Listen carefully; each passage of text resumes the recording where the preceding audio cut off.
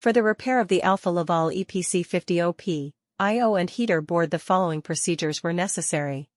Replacement of various electronic components and general clean-up of the unit. For testing, we use 24-volt DC power supply.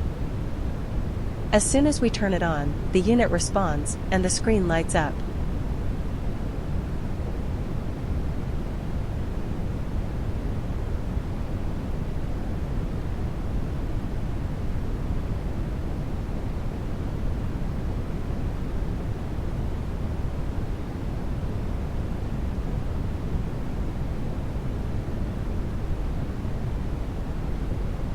The error message is due to the absence of additional units.